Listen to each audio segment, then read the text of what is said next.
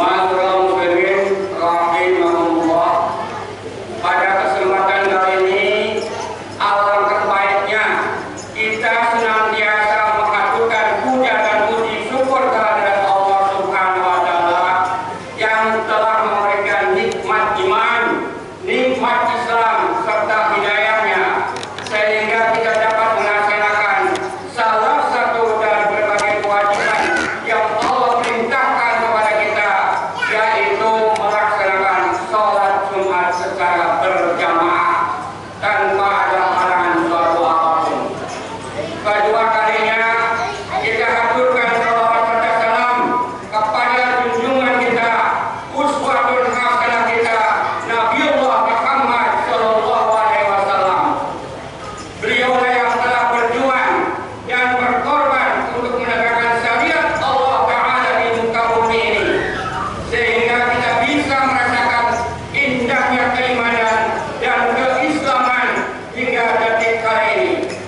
Selanjutnya, kami tidak lupa mewasiatkan kepada diri kami pribadi secara umum, kepada jamaah Masjid Asyura sekalian. Marilah dari waktu dan kesempatan yang telah Allah berikan ini, kita gunakan urusan yang biasa meningkatkan keimanan, ketakwaan pada Allah semaksimal mungkin, yaitu dengan memperhatikan syariat Allah. Kita aplikasikan dan terapkan di dalam seluruh aspek kehidupan hingga di penghujung usia, baik berkaitan dengan hal-hal yang wajib, sunnah, haram, makruh maupun mubah. Karena inilah prestasi seorang hamba dinilai di hadapan Allah Subhanahu wa taala. Ma'asyiral muslimin rahimahumullah. Pada kesempatan yang baik dan mudah ini juga, di hari Jumat, Sayyidul Ayam Khatib akan menyampaikan materi kupangnya dengan judul bagaimana meningkatkan kehidupan kita yang lebih cepat dari biasanya untuk meraih kebahagiaan dunia dan akhirat. Setiap insan yang biasanya untuk meraih hidup ini tentu ingin meraih kesuksesan yang abadi, kebahagiaan dunia yang sempurna, kebahagiaan di dunia dan akhirat. Akan tetapi kebanyakan mereka seperti yang dikatakan oleh seorang pepatah Arab di dalam pepatahnya, tarjun najata walam tasluk masyatilaha wa ini sabina dalam tajri al-yabs. Artinya, engkau menginginkan kesuksesan, engkau menginginkan kebahagiaan, tetapi engkau menempuh jalannya, tetapi engkau enggan menempuh jalannya karena namanya kapal tidak akan mungkin berlayar di atas daratan. Maka kesuksesan, kebahagiaan dunia dan akhirat tidak mungkin kita raih dan kita peroleh tanpa pengorbanan dan perjuangan yang sangat besar di sisi Allah Subhanahu wa taala. Demikianlah kesuksesan tidak akan mungkin kita meraihnya, kita memperolehnya tanpa pengorbanan dan perjuangan. Setiap kesuksesan dan kebahagiaan pasti membutuhkan pengorbanan dan perjuangan yang tidak mengenal lelah dan pantang mundur.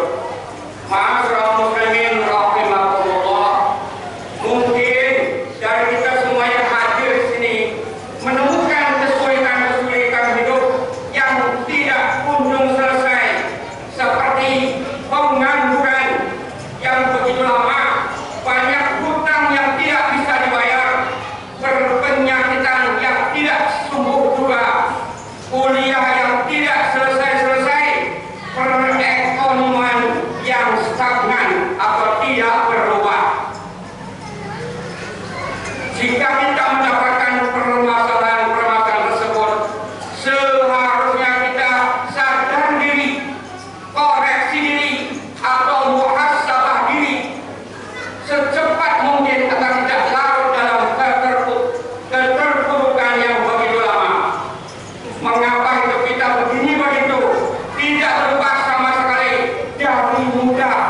sampai ayat hidup kita.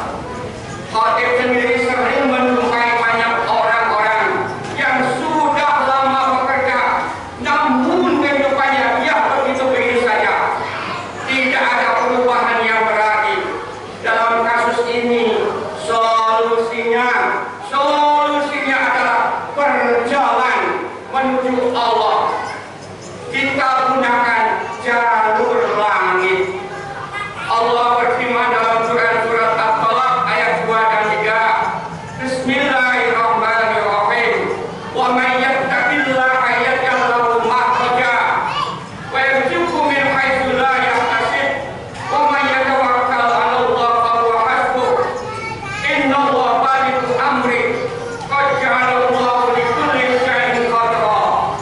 Artinya, barang siapa yang bertakwa kepada Allah, niscaya diberinya kelapangan dan diberinya rezeki yang tidak diduga-duga. Siapa yang bertawakal kepada Allah, niscaya dijaminnya.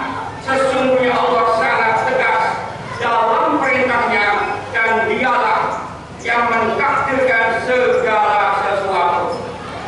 Allah juga berfirman dalam Quran surat Al-Baqarah ayat 186. Bismillahirrahmanirrahim. Wa idza sa'alaka ibadi anni fa inni qarib ujibu da'watad da'i idza da'an falyastajibu li wa yu'minu bi la'allahum yarshudun. Artinya, apabila hamba-hambaku bertanya kepadamu, Nabi Muhammad, tentang aku, sesungguhnya aku ini dekat. Aku mengabulkan permohonan orang yang berdoa apabila dia berdoa kepadaku. Maka hendaklah mereka memenuhi perintahku dan beriman kepadaku, agar mereka selalu berada dalam kebenaran. Jika Allah berfirman dalam Quran surat As-Sabat ayat 99, wa qala inni dzahibun ila rabbi sayahdi. Artinya, dan Ibrahim berkata, sesungguhnya aku pergi menghadap kepada Tuhanku, dan dia akan memberi petunjuk kepadaku. Dari 3 surat dan 3 ayat di atas, harusnya kita sadar dan bergerak, bersegera untuk menuju Allah. Bagaimana fakta di lapangan yang dilakukan kita? Jawabannya adalah ikhtiar zahir kita malas.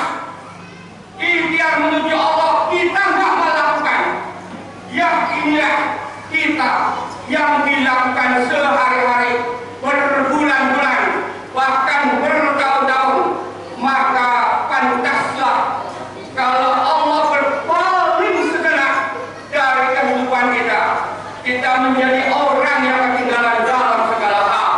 Kita termasuk orang yang merugi di dunia dan di akhirat. Jamaah salat Jumat rahimakumullah, resep hidup agar kita jadi pribadi-pribadi yang berubah, dari orang miskin menjadi orang kaya, dari pengangguran menjadi pionir suatu perusahaan, dari yang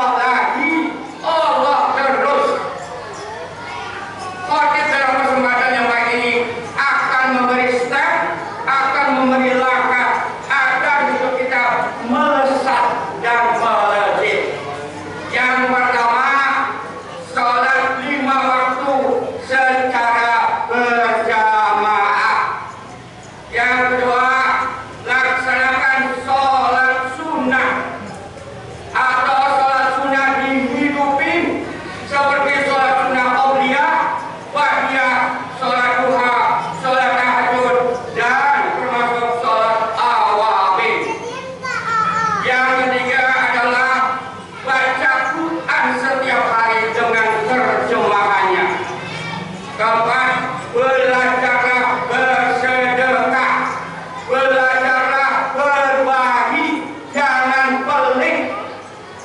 Yang kelima adalah tolong menolong di jalan Allah dan lain-lain sebagainya.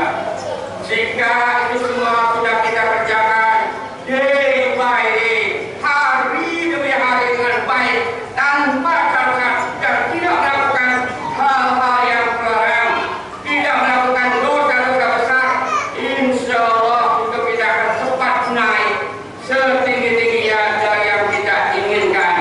Amin ya rabbal alamin.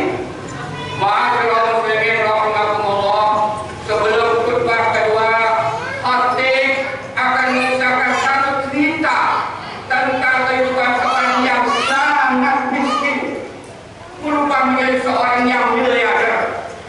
Cerita ini berasal dari Kalimantan Selatan tahun 2008 sampai tahun 2012. Perilaku dari kisah ini mungkin sebagian orang terlalu mengada-ada, aneh, atau mungkin cenderung dikatakan bid'ah.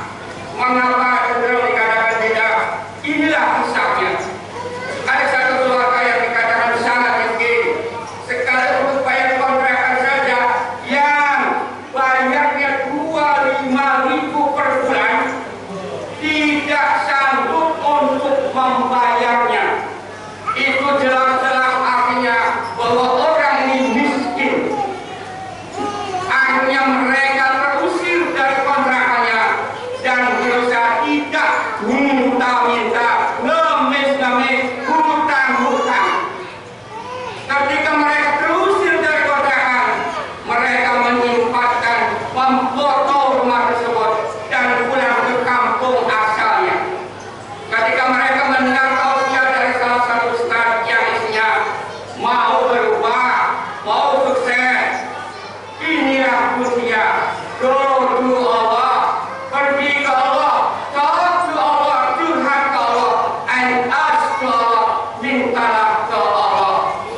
Begitu mudahnya pikirnya jadi orang sukses. So, mereka melakukan dengan serius dan istiqomah. Mereka melakukan apa yang disampaikan oleh ustaznya. Tiada malam kecuali tahajud, tiada siang kecuali sholat duha, tiada hari tanpa sholat sunah-sunah lainnya, tiada hari tanpa sholat berjamaah dan lain-lain seterusnya.